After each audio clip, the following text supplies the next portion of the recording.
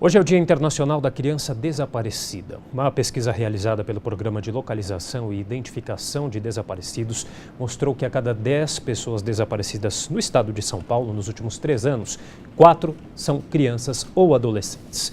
E para falar sobre o assunto, eu recebo a doutora Cláudia Fígaro Garcia, que é responsável pelo eixo psicológico do projeto Caminho de Volta. Olá, doutora. Obrigado pela participação.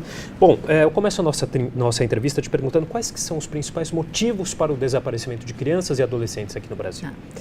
Os principais motivos para o desaparecimento, principalmente de adolescentes, são fugas de casa. Isso não só no Brasil, mas são dados estatísticos internacionais, né? Enquanto que comumente nós vemos o desaparecimento mais associado a rapto de crianças ou roubo de crianças, que também acontece, mas esse número é inferior ao número de fugas de casa, que começam a partir da entrada na adolescência. Na puberdade, entre 12 e 13 anos, esse número aumenta comparado com crianças pequenas que desaparecem. Os pequenos são mais fáceis, sim, de serem levados por estranhos, né? Nós chamamos de crimes de subtração. Eles são levados de uma forma escondida, sem anuência dos pais, mas também há subtrações que são feitas pelos próprios pais, por um familiar ou até por uma pessoa conhecida da família. Que acontece normalmente com as crianças mais novas. Com as pequenas, com as mais novas, que muitas vezes não conseguem se defender, acabam acreditando e seguem essa pessoa, esse familiar ou esse desconhecido, e acabam sendo levadas para longe da família. E essas crianças, elas estão expostas aí a que tipos de situações? O que normalmente acontece? Então, geralmente crianças menores, você vai ter a questão muito grave que é da pedofilia, que infelizmente em alguns casos, ou da pedofilia ou do próprio assassinato, são crianças que são encontradas mortas porque sofreram uma violência muito grave. Outras são encaminhadas para a chamada adoção ilegal, né? Vão para a casa de alguém ou essa própria pessoa, muitas vezes, que subtrai, acaba ficando, né, fazendo o papel desse pai ou dessa mãe dessa criança.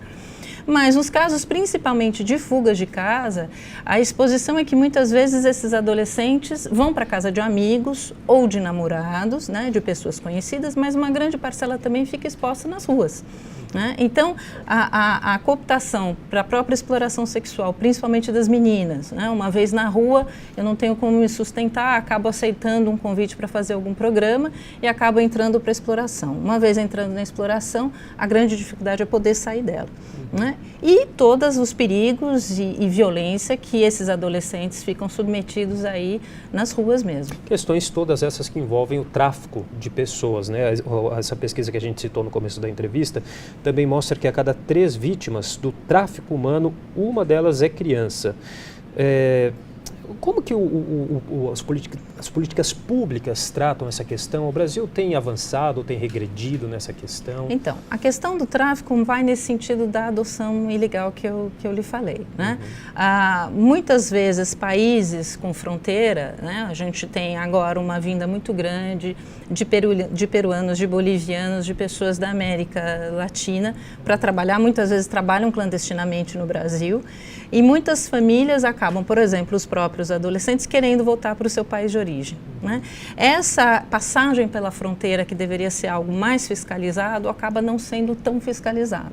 Então eu vou ter pais aqui desses países que perdem o contato com seus filhos, né? Então o tráfico se dá também entre fronteiras, mas a adoção ilegal, ou seja, se eu pego uma criança, registro no meu nome, ou nasce uma criança na maternidade, né, e muitas vezes a mãe não quer essa criança, ao invés dela entregá-la para uma vara de infância e juventude, para essa criança ser colocada num abrigo e ser adotada legalmente, muitas vezes essa mãe larga essa criança em algum lugar, abandona, não é? Ou alguém fica sabendo dessa criança, acaba doando, pegando essa criança e dando para alguém que não tem condições de ter filho, e esse processo todo ele não é legalizado. E muitas dessas crianças podem até para fora do Brasil e morar em outros países sem necessariamente terem essa sua condição legalizada.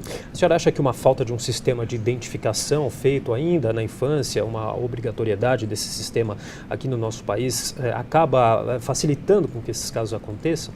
Sem dúvida, né? Nós temos a comissão permanente, multidisciplinar, São Paulo em Busca das Crianças e Adolescentes Desaparecidos, que tem representantes de todas as secretarias estaduais, e uma das campanhas da comissão ano passado foi que no dia da vacinação da poliomielite fosse estimulado que os pais fizessem o RG na infância. Quer dizer, essas crianças tendo uma identificação, isso já facilita, e muito, porque muitas vezes essa identificação vai ser feita quando o filho é adolescente já, ou porque precisa viajar para algum outro país, mas você não tem o hábito de fazer essa identificação logo nos primeiros meses de vida dessa criança. Cláudia, fala pra gente um pouquinho, então, como que é esse projeto desenvolvido por vocês, o projeto que chama Caminho de Volta? O Caminho de Volta ele foi desenvolvido em 2004, na Faculdade de Medicina da USP, por um grupo de pesquisadores e docentes, que tem dois eixos principais, né, que oferece gratuitamente à população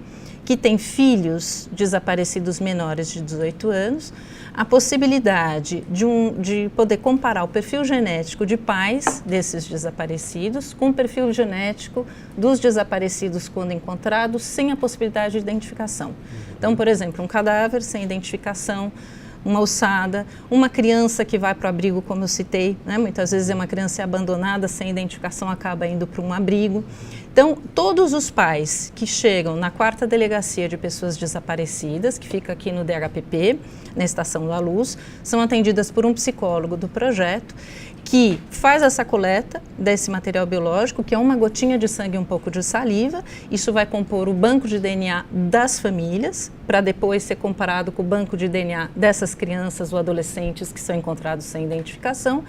E, além disso, os psicólogos entrevistam essas famílias para tentar aí localizar quais são as possíveis causas, por que essa criança ou esse adolescente desapareceu, para tentar fazer um encaminhamento melhor. E quando esse adolescente é encontrado, ou essa criança, ele também é entrevistado pelo projeto. Então, a gente tem a condição de ouvir da família o que aconteceu, mas do próprio adolescente ou da criança que desapareceu, por que ela desapareceu, né? Onde ela foi encontrada, em que circunstâncias. E a partir dessas entrevistas que o projeto também desenvolve pesquisas, onde a gente pode pensar em ações de prevenção, por exemplo, e estudar melhor a questão do desaparecimento de crianças e adolescentes. Tá ótimo, Cláudia. Muito obrigado pela participação. Eu que agradeço. Obrigada.